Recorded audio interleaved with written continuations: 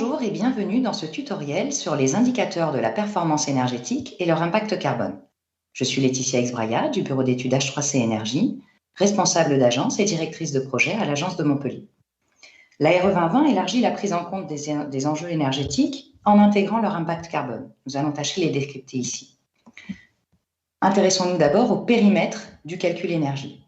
Sous RE 2020, on réemploie les bases de l'ART 2012 avec les 5 usages initiaux, chauffage, refroidissement, production de CS, éclairage, auxiliaire et ventilation, et on utilise la même base des algorithmes de calcul de l'ART 2012, en intégrant de nouveaux usages, l'éclairage des parties communes des logements collectifs, les usages immobiliers liés à la mobilité des occupants, ascenseurs, escalators, ventilation et éclairage des parkings associés au bâtiment, les usages mobiliers qui avaient été utilisés pendant l'expérimentation E+C-, eux, ne seront pris en compte que pour le calcul de l'autoconsommation.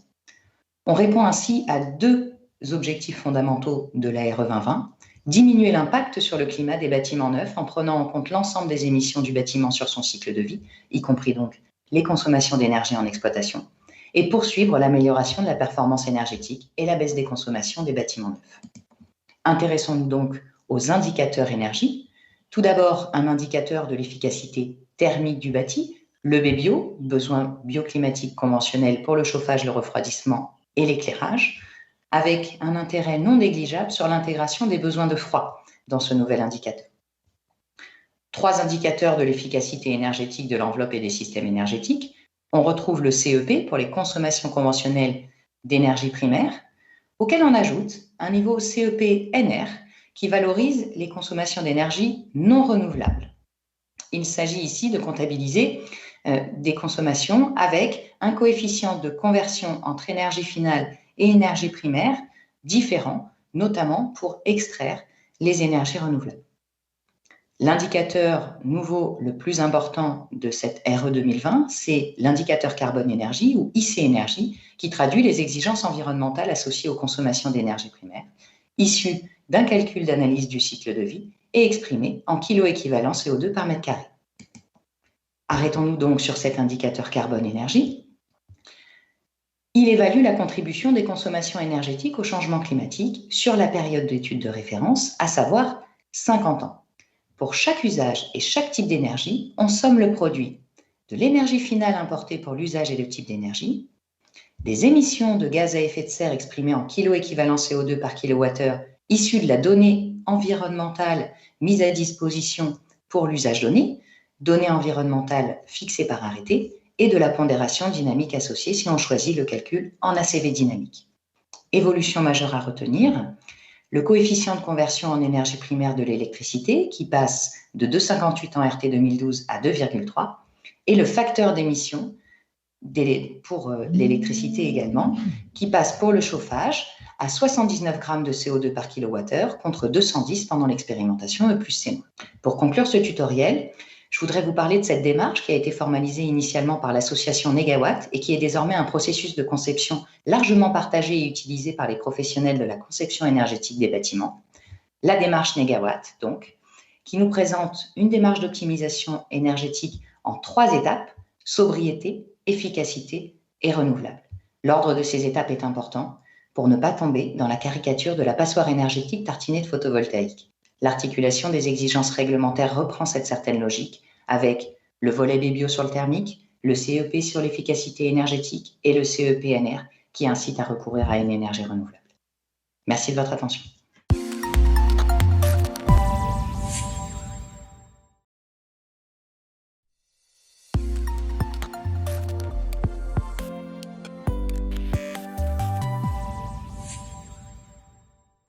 Bonjour, bienvenue à tous à cette masterclass dédiée à la performance énergétique et au bas carbone. Les enjeux climatiques nous imposent de construire autrement, plus sobrement. C'est ce que vise la future réglementation environnementale 2020 qui va s'appliquer aux logements neufs et aux bâtiments neufs en janvier 2022. Il s'agit d'améliorer la performance des bâtiments pour réduire leur consommation énergétique et leur empreinte carbone. C'est un changement de paradigme car cette réglementation adopte une approche systémique du bâtiment tout au long du cycle de vie. Pour en discuter aujourd'hui, nous recevons nos invités. Donc nous avons Nathalie Chang, qui est présidente de Tribu Énergie. Nous avons Monsieur Billard, qui est directeur de l'ingénierie climatique chez Arcadis France. Et nous avons Monsieur Guilain Echasserio, qui est délégué général de la FEDEN, donc Fédération des services énergie-environnement. Pour commencer, Nathalie Chang, est-ce que vous pourriez nous resituer les évolutions qui vont entrer donc en vigueur à partir de janvier 2021 ? Oui, alors en quelques mots, cette réglementation environnementale qui va entrer en vigueur pour le résidentiel, pour tous les PC déposés après le 1er janvier 2022, s'articule autour de 3 grands piliers que sont la performance énergétique, la sobriété carbone et le confort d'été. Et cela se traduit en fait autour de 6 exigences de résultats qu'il va falloir respecter. Une première donc sur la sobriété du bâtiment, la conception bioclimatique à travers un coefficient B-bio. Ensuite, on trouve une exigence qui s'exprime en kilowattheure d'énergie primaire par mètre carré à travers les consommations donc en énergie primaire, avec une évolution des postes de consommation, ce qu'on avait l'habitude d'appeler les 5 usages qui évoluent avec des usages immobiliers complémentaires. Et ce CEP va être complété avec un autre indicateur, le CEP-NR, donc des consommations en énergie primaire non renouvelables, avec pour objectif sur cet indicateur de valoriser les énergies renouvelables dans le bâtiment. Une autre exigence qui est à cheval sur l'énergie et le carbone, c'est l'impact sur le changement climatique de l'énergie. Donc là, on va réutiliser les consommations énergétiques, mais on va s'intéresser à leur impact carbone sur les 50 ans de durée de vie du bâtiment. Et puis ensuite, on trouve des exigences sur l'impact carbone de la construction et bien sûr, point important, une exigence sur le confort d'été à travers un indicateur qui s'appelle des degrés-heures qui va illustrer l'inconfort estival. Très bien. Arnaud Billard, vous disiez c'est vraiment un changement de paradigme. Comment vous expliquez ce changement ? Quels sont les ressorts de ce changement ? Comme le dit Nathalie, le changement, là, on passe de la réglementation thermique 2012 à la réglementation environnementale 2020. Il y a beaucoup de choses qui ont évolué entre les deux. On a eu le plus et moins qui était quand même transitoire pour y préparer. Mais on a un vrai changement de paradigme pour moi et on revient un petit peu aux fondamentaux. C'est-à-dire que la première étape, c'est qu'on va, avec cette RE 2020, on a une mise à jour des fichiers météorologiques. Donc on prend en compte l'évolution climatique. Ça, c'est très important. Deuxième étape, c'est qu'on va s'intéresser à la peau du bâtiment, beaucoup plus. Le passage de l'RT 2005 à 2012, c'était surtout sur l'énergie. Là, aujourd'hui, on va vraiment faire un gros effort sur le B-bio, qui est un indicateur un petit peu hybride, mais qui va vraiment s'attarder sur la qualité de la peau du bâtiment.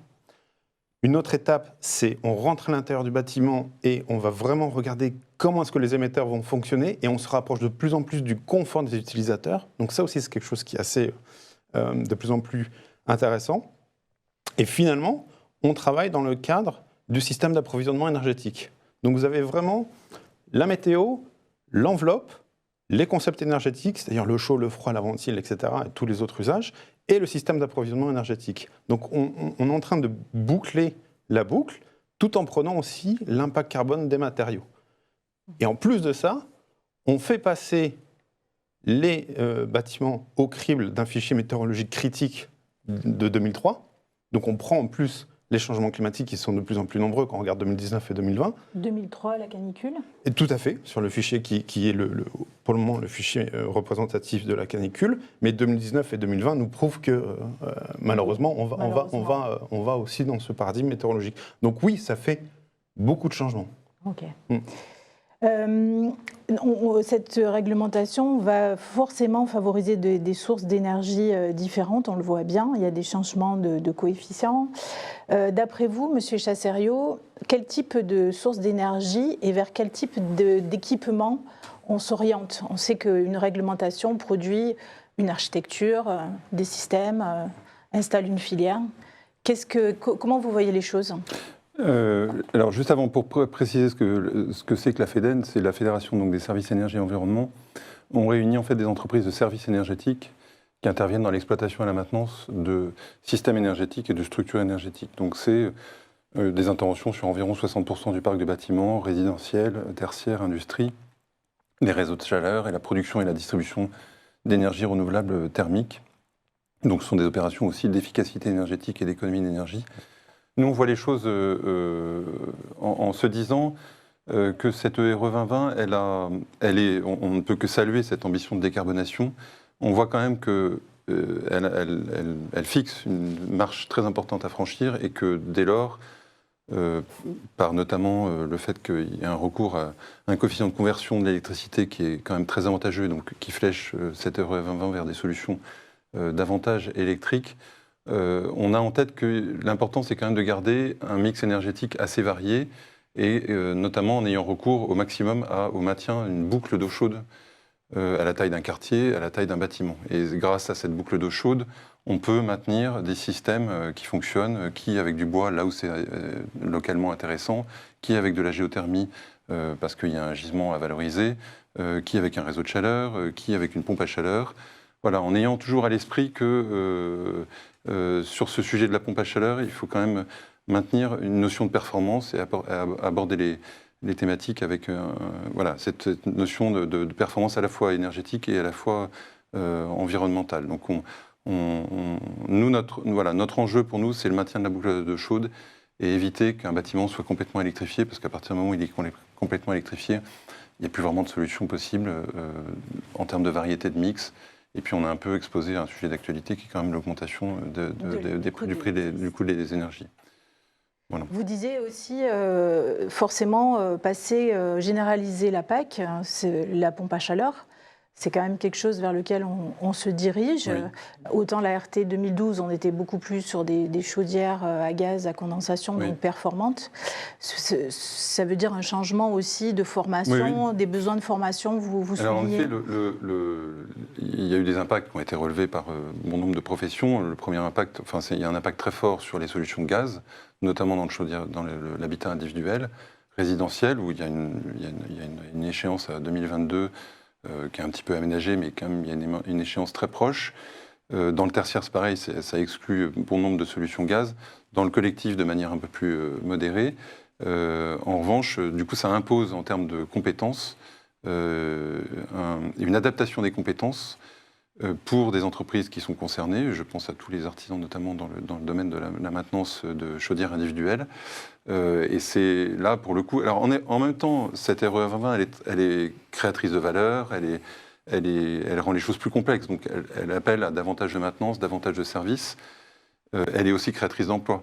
Aujourd'hui, dans le domaine individuel, il faut un technicien pour 500 chaudières gaz. Demain, il en faudra, si c'est des pompes à chaleur, il faudra un technicien pour 400. Donc, c'est créateur d'emplois. En revanche, il y a un calendrier extrêmement dense, extrêmement compact, extrêmement contraignant pour l'adaptation de ces compétences. Voilà. Mais nous, on ne veut y voir que des choses positives. Voilà. La RE 2020, elle a aussi été adaptée. On voit qu'il y a tout un tas de réglages qui sont en train de se faire sur la RE 2020, sur le DPE, sur le décret tertiaire. Il y a plein d'aménagements en cours. Et on veut voir les choses positivement en matière de services et en matière de création d'emplois. Madame Chang, on voit que les attentes en termes de B-bio, donc le coefficient qui caractérise la qualité de l'enveloppe, aujourd'hui, si on prend les bâtiments existants, pas mal rentrent finalement, je crois qu'il y a 30% des bâtiments qui entrent dans les exigences de la RE 2020. Par contre, pour le CEP, donc moins 20%, il y a aussi pas mal de bâtiments de l'ordre de 20% qui rentrent dans les exigences de la RE 2020. Par contre, il y a de nouveaux indicateurs qui sont plus exigeants, notamment en termes le CEP non renouvelable, l'IC énergie. Est-ce que vous pensez que la marche est plus haute pour ce type d'indicateurs pour arriver aux exigences de la RE 2020 ?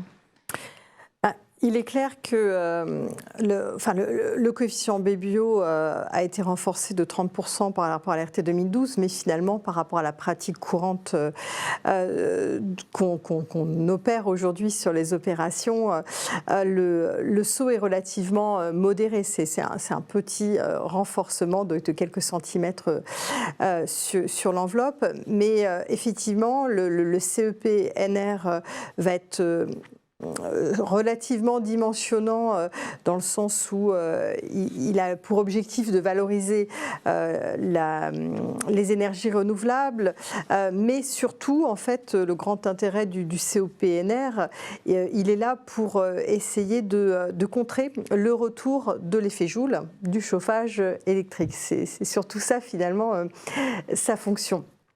Quant à ce nouveau coefficient, le IC énergie, c'est clair qu'il va être hyperdimensionnant puisque c'est le seul indicateur avec un calendrier progressif. Ça, c'est quelque chose quand même de très positif dans cette réglementation environnementale, que ce soit sur le carbone construction ou le carbone énergie. On a un calendrier prévisionnel qui nous met des seuils progressifs de manière à ce que la profession s'adapte. Et c'est tout à fait ce qui se passe justement grâce au IC énergie, qui nous dit qu'effectivement il y a une volonté de réduire en tout cas les bâtiments avec un approvisionnement au gaz naturel, mais néanmoins on a ce calendrier qui permet de s'y préparer, de trouver des solutions techniques alternatives, hybrides ou tout élec, ou des raccordements à des réseaux de chaleur urbains vertueux. Mais même pour les réseaux de chaleur, c'est très impactant parce qu'aujourd'hui on a finalement, tous les réseaux de chaleur en France ne sont pas vertueux et il y a un très fort enjeu à leur verdissement dans un calendrier qui est très serré. Oui, on va en parler. Oui. Je voulais demander d'abord à M. Billard, on parlait de systèmes innovants, hybrides. Vous parliez de systèmes de récupération de chaleur qui sont déjà utilisés. Vous décriviez des opérations qui donnent aussi toute une part à l'innovation. Oui. Avant ça, je veux bien revenir sur le système d'approvisionnement énergétique. Je crois que l'ARE 2020, elle est très ambitieuse parce qu'elle va quand même sur un territoire qui est assez inexploré au point de vue européen ou mondial.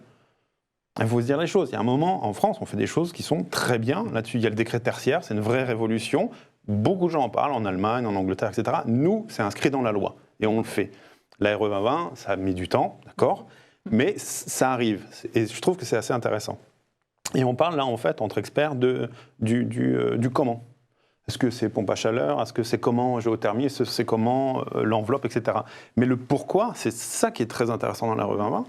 Le pourquoi, c'est vraiment de limiter les effets d'émissions de gaz à effet de serre et d'accroître le ressenti de confort des utilisateurs dans une enveloppe qu'on appelle un bâtiment. Et un bâtiment à côté d'un autre bâtiment, ça fait un quartier. Et un quartier associé à un autre quartier, ça fait une ville, et ainsi de suite. Et je trouve que c'est assez intéressant parce que c'est quelque chose qui n'est jamais vu à cette échelle-là. Et quand on parle de système d'approvisionnement énergétique, il y en a qui ont la pression, le gaz, oui. Mais quand on regarde le gaz ou quand on regarde les réseaux de chaleur, leur émission de gaz à effet de serre, par rapport à d'autres solutions, c'est compliqué. Ils émettent plus de gaz à effet de serre. C'est pour ça aussi que le tout électrique, il ne faut pas non plus aller là-dessus. Mais c'est intéressant de voir qu'il y a une réglementation qui essaye, tant que faire se peut, d'aller chercher beaucoup de sujets. Voilà. Et après, sur l'innovation, je pense que la grosse innovation sur la récupération d'énergie de chaleur, etc., c'est aussi très rare d'avoir inscrit dans une réglementation des choses où on nous parle de confort adaptatif. Ça, c'est quand même, ça existe sur le marché nord-américain, il y a des normes particulières, mais c'est des normes qui sont en plus des addendums, etc. Là, c'est dans notre loi. On essaie aussi d'aller nous pousser et chercher des puits climatiques ou puits canadiens. Donc ça, je trouve ça de plus en plus intéressant. Et sur tout ce qui est alternatif ou innovation, je ne sais pas si c'est de l'innovation, dans d'autres pays, c'est fait depuis plusieurs années, mais des pompes à chaleur sur des pieux de fondation. Quand on fait des pieux de fondation, on peut les activer thermiquement.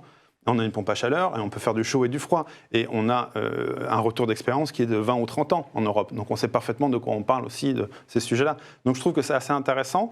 Et de se dire qu'il faut absolument avoir un mix énergétique, oui, pourquoi pas. Mais aujourd'hui, je trouve que la RE 2020, elle porte très bien son nom, c'est limiter les impacts des changements climatiques. Et finalement, si la solution, elle est plus vertueuse parce qu'elle émet moins de gaz à effet de serre, eh ben, c'est celle qu'il faut retenir. Et revenir à un paradigme de changement climatique. La météo de la RE 2020 a changé. Alors c'est vrai que le BBio est moins... les nouveaux calculs de BBio sont faits avec des nouveaux fichiers météorologiques. Dans la RT 2012, ça remonte à 10-15 ans, les fichiers météorologiques. Donc on a quand même une mise à jour qui est très intéressante. Et je pense que c'est ça la vraie innovation, c'est de reconnecter aussi les bureaux d'études, et surtout les bureaux d'études fluides, qui ont de plus en plus de responsabilités sur leurs épaules, avec les architectes, avec les urbanistes. Et passer aussi du côté de la maîtrise d'ouvrage pour faire comprendre qu'on a un changement de paradigme. Et qu'il faut y aller. C'est la loi. C'est la loi. C'est ça qui est génialissime en France. Non, mais pour une fois, il faut le dire. Oui, c'est bien quand même d'être français sur ce coup-là. Et je trouve ça extrêmement excitant de voir tous ces changements de paradigme sur l'ensemble de la chaîne constitutive du monde qu'est le monde du bâtiment. Oui, tout à fait. Juste pour compléter, le gaz n'a pas dit son dernier mot, puisqu'on peut le verdir. Oui, tout à fait. C'est pas la solution J'allais unique, en venir. mais on peut le verdir. Vous parliez de l'enjeu des réseaux de chaleur. Vous parliez tout à l'heure de la question de verdir ces réseaux. C'est envisageable. Il y a eu quand même un assouplissement de la RE et des exigences de la RE.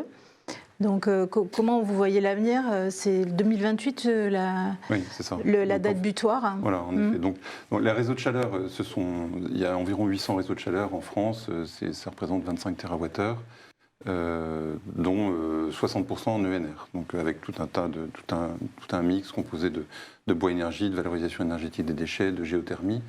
Donc on a des réseaux qui se sont énormément verdis et on produira encore les chiffres de l'année 2020 très prochainement.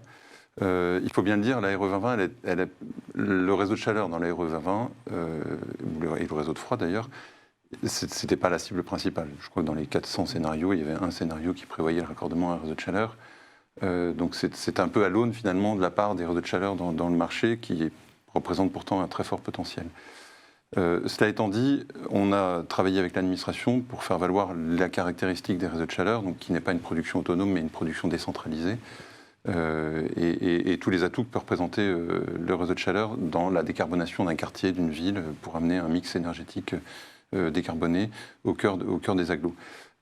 Donc on a une DHUP, il faut bien le dire, qui a été assez à l'écoute, et la DGEC également, pour faire en sorte que, comme vous le disiez, l'échelle soit adaptée. Donc on avait quelque chose qui était une barre qui était inatteignable, en fait, qui représentait presque 70% de taux d'énergie renouvelable dans les réseaux. Aujourd'hui, on est à 60. Voilà, donc, mais ça veut dire pour un certain nombre de collectivités qui viennent de passer à 50, d'autres qui viennent de passer à 60, que, en fait, on a avec la RE 20 quelque chose de plus exigeant que la loi de transition énergétique et de croissance verte, que la PPE, que les seuils de soutien de l'ADEME, enfin du Fonds Chaleur, pour le financement des réseaux de chaleur. Donc ça impose quelque chose de nouveau à franchir. Donc il a fallu l'adapter, et on a du coup un seuil qui est fixé à 14, 10 et 6,5 en EGES par mètre carré en 2028.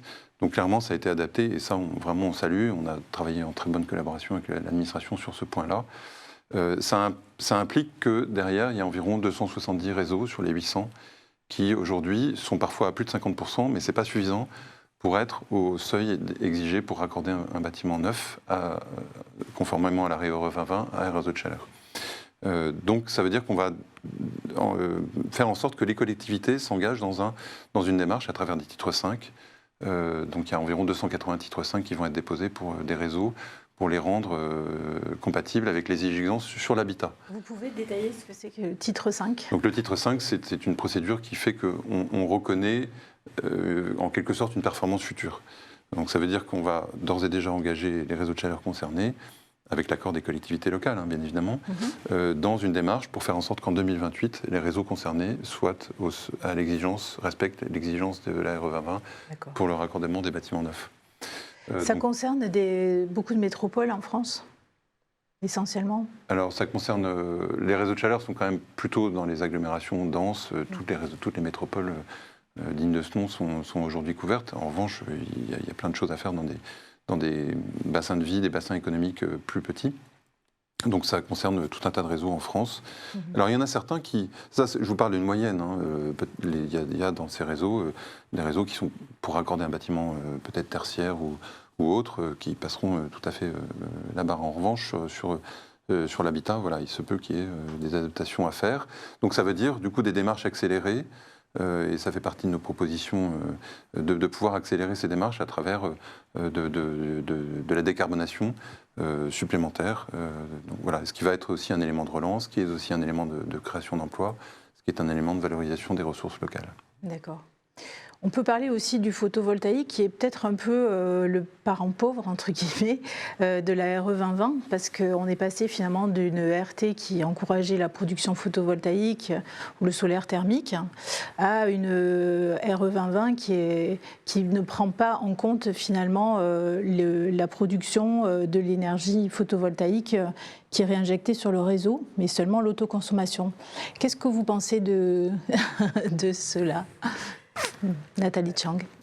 Je pense que c'est dommage, bien entendu, mais je pense que le photovoltaïque n'a pas dit son dernier mot et que certes, la RE 2020 a fait le choix de ne pas valoriser toute l'électricité exportée vers le réseau, de ne valoriser que la partie autoconsommable, mais il y a des labels qui sont en cours, et notamment par exemple le label Effinergie, qui, il y a de fortes chances, va maintenir le cap sur la volonté de banaliser les bâtiments à énergie positive. Et donc, il y aura peut-être la possibilité de réintégrer justement le photovoltaïque via ces procédures de label. Après, effectivement, personnellement, c'est quelque chose qui me tenait à cœur, du fait que le photovoltaïque, qu'on ne le valorise pas en plein milieu des champs, je trouve ça tout à fait justifié, puisque quand on a très peu de besoins aux alentours, mais c'est vraiment dommage qu'on n'incite pas justement sur des bâtiments neufs. Alors, à le mettre en place, en sachant qu'en parallèle, il y a aussi une contradiction, puisqu'il y a un texte qui nous impose la mise en place de photovoltaïque ou de toiture végétalisée sur les bâtiments tertiaires de plus de 1000 m².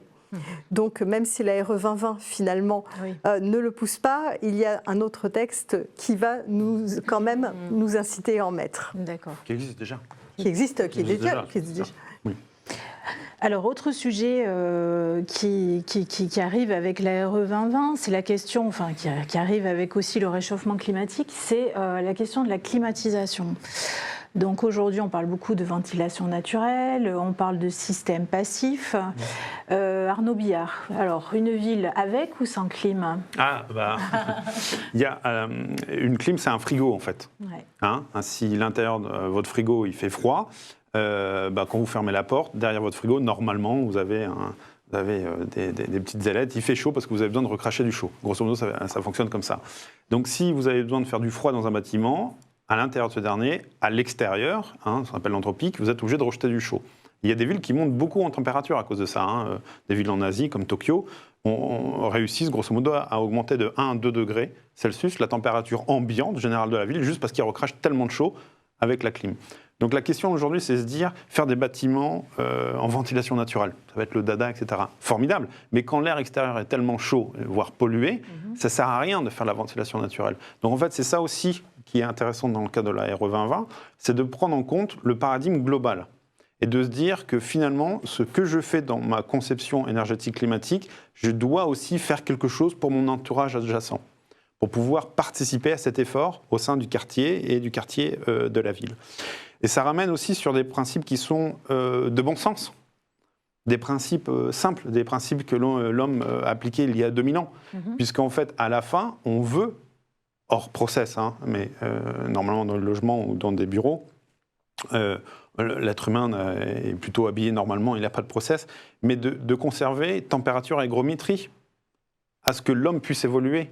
Et ça, on le sait le faire depuis des années, on sait comment l'homme fonctionne. Donc, la température ressentie par le corps humain, la ventilation, les températures de surface, tout ceci, ce sont des paramètres sur lesquels on peut jouer avec les architectes. Il y a un vrai mariage à renouer, qui est existant, mais à renforcer, pour avoir des concepts énergétiques climatiques qui soient vraiment en phase avec le corps humain.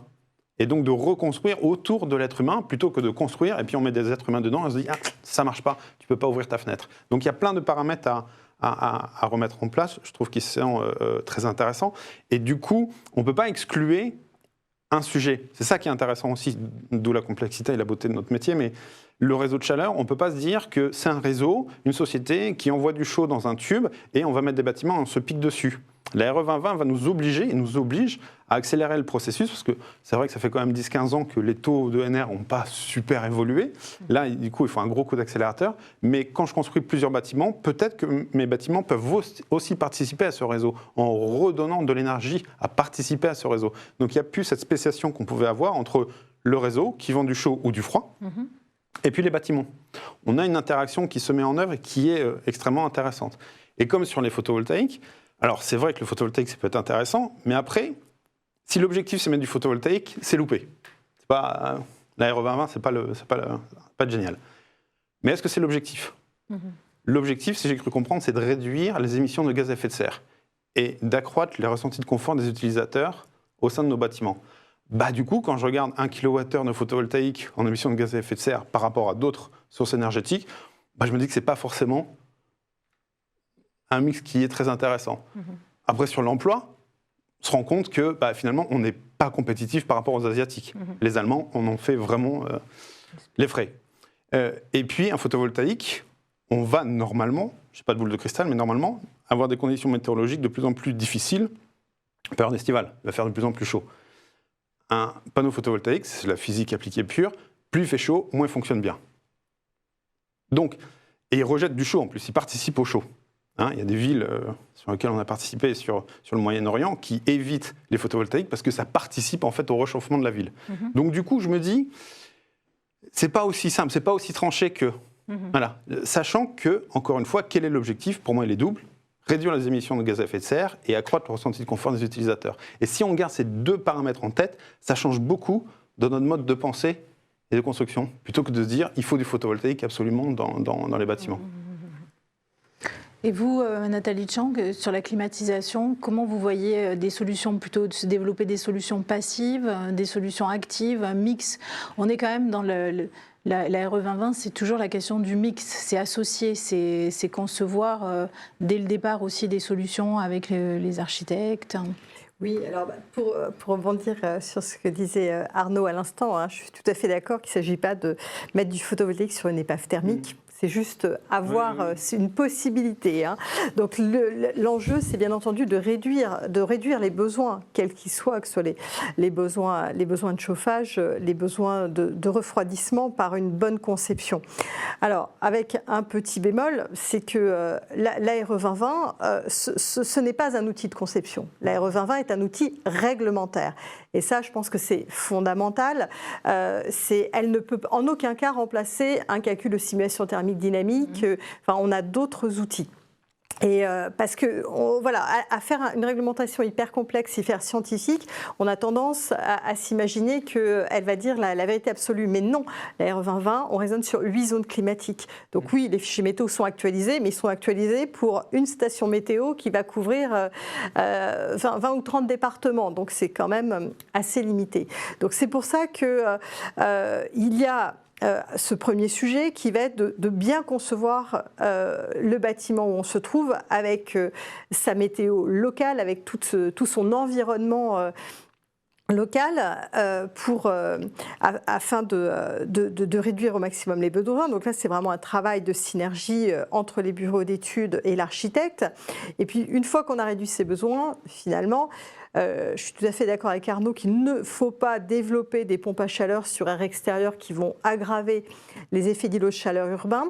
Mais aujourd'hui, un des points intéressants au fait de promouvoir les pompes à chaleur, c'est peut-être aussi de travailler sur la récupération de calories, sur notamment les chauffe-eau thermodynamiques qui pourraient nous permettre de faire des compléments de rafraîchissement dans les bâtiments, mais effectivement, il ne faut pas s'habituer à la climatisation. Après, il y a d'autres solutions, le puits climatique, les brasseurs d'air, le rafraîchissement adiabatique, qui permettent aussi de maintenir des conditions acceptables sans planter des unités disgracieuses un peu partout sur les bâtiments. Oui, pour compléter, deux choses. Dans la RE 2020, on parlait des réseaux de chaleur tout à l'heure. Ne pas oublier qu'il y a le classement automatique des réseaux de chaleur qui va rentrer en vigueur au 1er janvier 2022. La deuxième chose, c'est qu'il y a aussi les réseaux de froid. Voilà. La question, c'est peut-être pas clim ou pas clim, c'est plutôt rafraîchissement ou pas rafraîchissement. Et dans les solutions de rafraîchissement, il y a en effet des solutions passives, de la construction des zones d'ombre, de la végétalisation. Et puis il y a aussi des solutions de rafraîchissement à base de réseaux de froid, ou le froid en réseau, notamment les boucles d'eau tempérées, qui sont, pour le coup, qui peuvent être alimentées avec la Seine, par exemple, avec la mer à Marseille, avec des pompes à chaleur aussi, enfin des pompes, des thermofrigopompes, des installations industrielles qui, de notre point de vue, sont beaucoup plus performantes avec une très bonne maîtrise des fluides frigorigènes, ce qui n'est pas forcément le cas et ce qui est un peu notre crainte, c'est de voir apparaître en effet sur des immeubles neufs qui ont été conçus justement avec un facteur Babio mais qui ne seraient pas au rendez-vous, de voir apparaître des pompes à chaleur RR avec cette création d'îlots de chaleur et des effets en termes de gaz à effet de serre via les fluides frigorigènes qui ne seraient absolument pas maîtrisés et qui, on le sait, ont un pouvoir réchauffant beaucoup plus important que le CO2.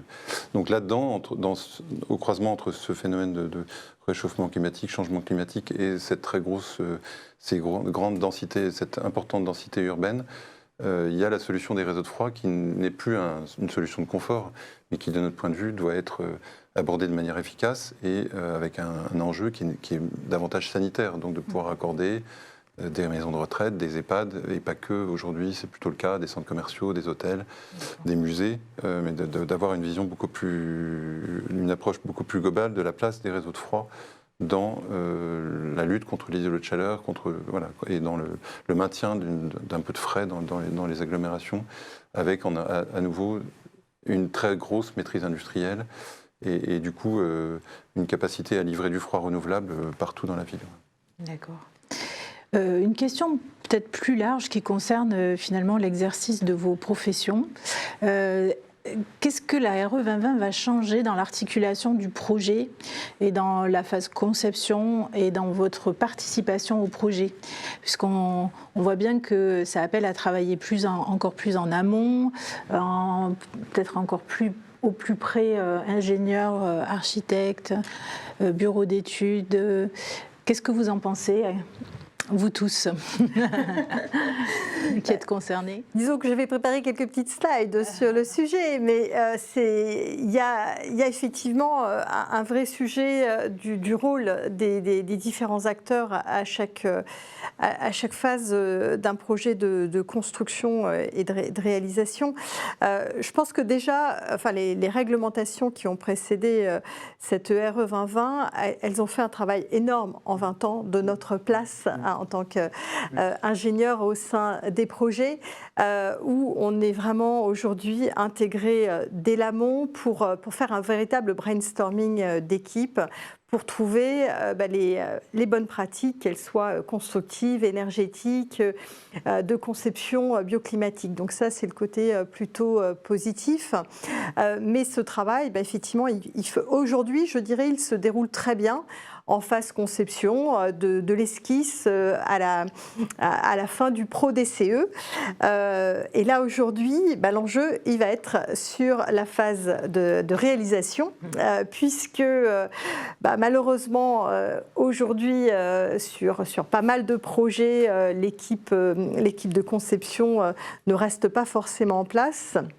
Or, là, ça va être vraiment l'enjeu parce que chaque changement en matière de carbone, en tout cas, ou en matière même de performance énergétique, peut avoir un impact qui va être très important sur le résultat. Et il va falloir qu'on atteste à la fin des travaux qu'on respecte bien cette future RE 2020. Et surtout aujourd'hui, on s'aperçoit où on a quelques petits problèmes d'approvisionnement et de ressources. les variantes peuvent être très tentantes parce qu'effectivement, ça peut être des prix plus intéressants, ça peut être des délais d'approvisionnement beaucoup plus courts et ça peut être très préjudiciable au regard du projet. Donc là, il y a un vrai sujet finalement de continuer ces études de conception vers des études et d'être présent en fait tout au long du chantier, de l'analyse des offres des entreprises jusqu'à la réception, voire au-delà, parce qu'effectivement, quand on se retrouve à mettre en place des systèmes énergétiques complexes, il y a aussi la mission de commissionnement des installations techniques qui est fondamentale pour s'assurer que tout fonctionne parfaitement parce que finalement, si on veut sauver la planète, il ne suffit pas d'avoir une belle étude papier qui coche toutes les cases des 6 indicateurs. Il faut qu'on arrive à des consommations qui soient moindres, voire meilleures que celles que prévisageait cette RE 2020. D'accord. Il faut un bon alignement entre, en effet, commissionnement, mais même au-delà, exploitation, maintenance, pour pouvoir maintenir les performances telles qu'elles étaient calculées au départ, et puis s'assurer aussi que... Alors c'est un des enjeux, c'est de faire en sorte qu'un bâtiment qui a été conçu à la base ne se retrouve pas, si en phase d'exploitation-maintenance, on se retrouve à rajouter un climatiseur alors que ce n'était pas prévu, on passe complètement à côté de l'étiquette la performance telle qu'elle était calculée et on est pénalisé. Voilà. Donc d'où la nécessité de cet alignement entre conception, commissionnement, exploitation, maintenance. L'outil digital, la maquette numérique, va aider, d'après vous, Arnaud Billard ? Oui. Je veux bien revenir sur... moi, je suis tout à fait d'accord avec ce que vient de le dire, mais je rajouterais le fait aussi que... alors, c'est vrai que ce n'est pas un outil de conception pure et dure, mais force est de constater, et on le voit tous les jours, dans la vraie vie, les maîtres d'ouvrage se raccrochent quand même à la RT pour pouvoir qualifier et quantifier la qualité environnementale de leur bâtiment.